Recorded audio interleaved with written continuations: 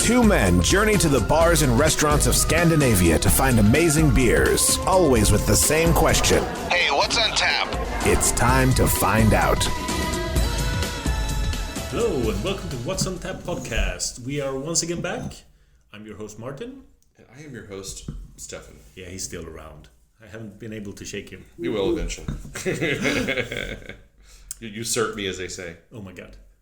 And we have two more beers. We do. Once again, two beers from Systembolaget, two local Swedish beers. Yep. And I gotta say, one is from one of my favorite top 10, top 5 breweries in Sweden, and the other is from an up-and-coming brewery that has been fairly well received so far. Yeah, some of the beers. Yeah. I mean, for what they're doing, they've done pretty well for themselves. Yeah. So let's start out with the Remmarlöv beer. They've been known for hitting these kind of very traditional, very classic IPAs, classic lagers, pilsners, very exacting in hitting those very traditional styles. Whenever they kind of get out of that zone, it gets a little sketchier. They've recently released a couple of Berliner Weiss beers. They released another double IPA, although Cupcake was quite good, I thought, and I haven't tried their newest one, Crankshaft. But they've also just released a black IPA.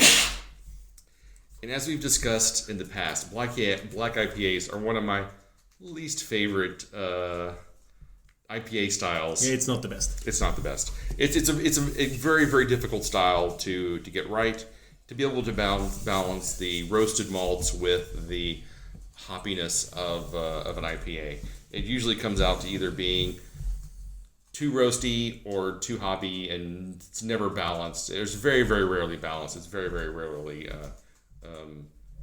good. Agreed. But smelling it doesn't smell that much. It's Nope. a little bit of a combination of porter brown ale, pale ale, mixed together. it's kind of a hoppy nose to it. This is called Blacklight. It comes in at 6.6% ABV. I mean, it looks good. It's got good carbonation on it. It's certainly black, so. So we're in your living room, and if we were to use a blacklight here, would we find lots of spots everywhere? No comment? No comment. The answer is yes. It's always yes. Let's try it. I think this one will be more flavorful than aromatic. I'm just saying my girlfriend's messy. Yes.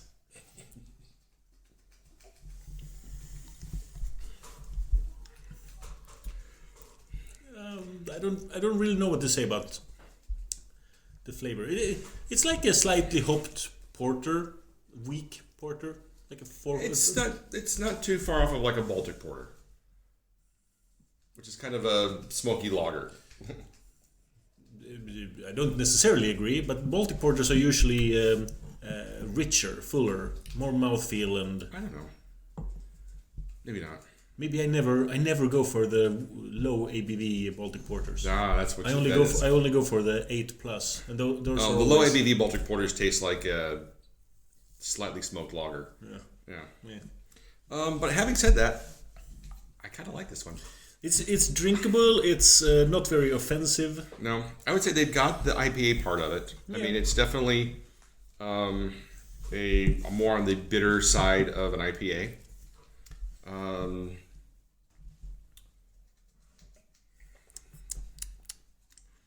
I don't really get a strong roastiness to it. No. It's a little bit on the. That's kind of where it's lacking a little bit. But the like bitter IPA part, I think they have quite well. But I don't know. You're right. It's a difficult style to judge, and I think it really this is one of those that boils down to personal taste more than anything. Yeah, and for me, it's somewhere around a 3. I'm actually going to go higher than you. Yeah. I'm going to give this one actually a 3.5. Okay. There is a slight roastiness to it at the very end, but it's very, very slight. If you were to blind taste this, I don't think you would go black IPA. You would just say, this is an okay IPA. Yeah. Yeah. Almost like kind of a West Coasty kind of style. I totally agree. Yeah. Yeah. So let's go to the richer, fuller. All right.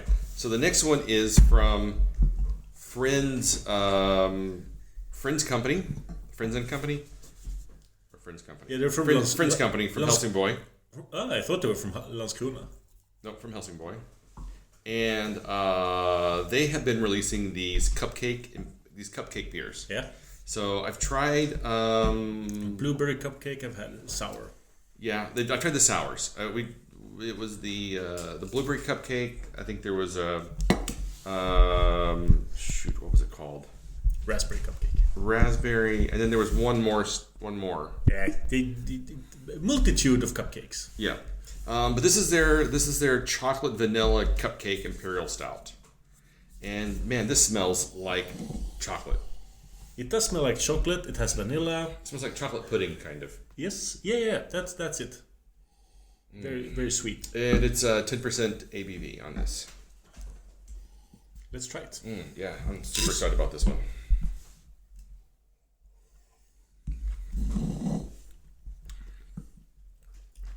Okay, mouthfeel. Yeah, it's okay. At first I thought it was going to be a little bit richer. Yeah.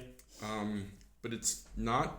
For 10%, it's pretty thin. Actually. Yeah, it's pretty thin.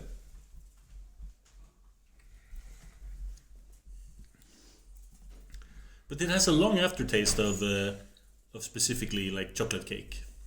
Yeah. It's still kind of lingering. It does, but it's also kind of that sour carbonation-y kind of thing going on here. Just a little bit, maybe a little metallic or something. I don't know. There's a bit of an off flavor that I can never really describe, but I taste it sometimes, and I'm like, oh yeah, it's that thing again. And I've never been able to like put the exact words on it. But it doesn't. It's never. There's no liftoff. Yeah. It just stays on the landing pad, looking pretty. I would say the long-term chocolatiness is really there. I mean, it lingers chocolate vanilla, like vanilla buttercream kind of flavor. It's got a really great aftertaste. It's just like, this tastes like I'm eating like a chocolate sauce. Yeah. And then you taste it again, and you're like, but it's not. No. It's really thin.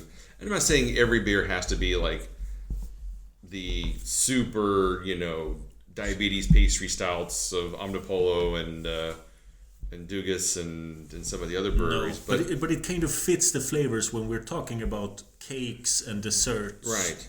And if you're calling something, Cupcake Imperial Stout, and I think it's even... no, they don't say it's a pastry stout, but I mean, it feels like you're expecting more of a richer mouthfeel for it. And I think that's where it brings it down.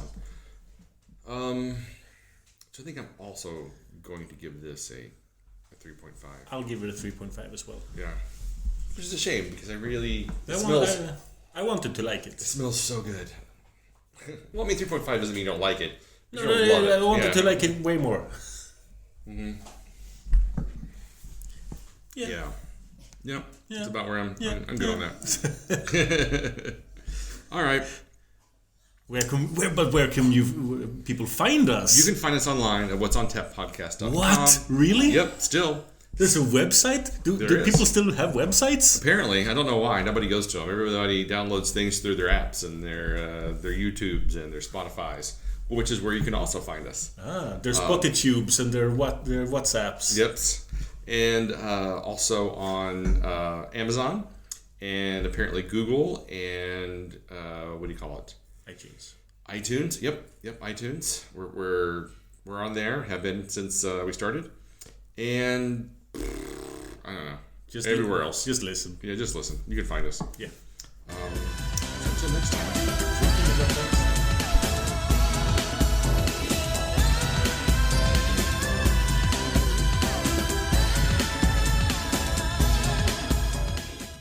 podcast is part of the Pod Syndicate family. For more criminally compelling shows, articles, and conversations, head to wearepodsyndicate.com.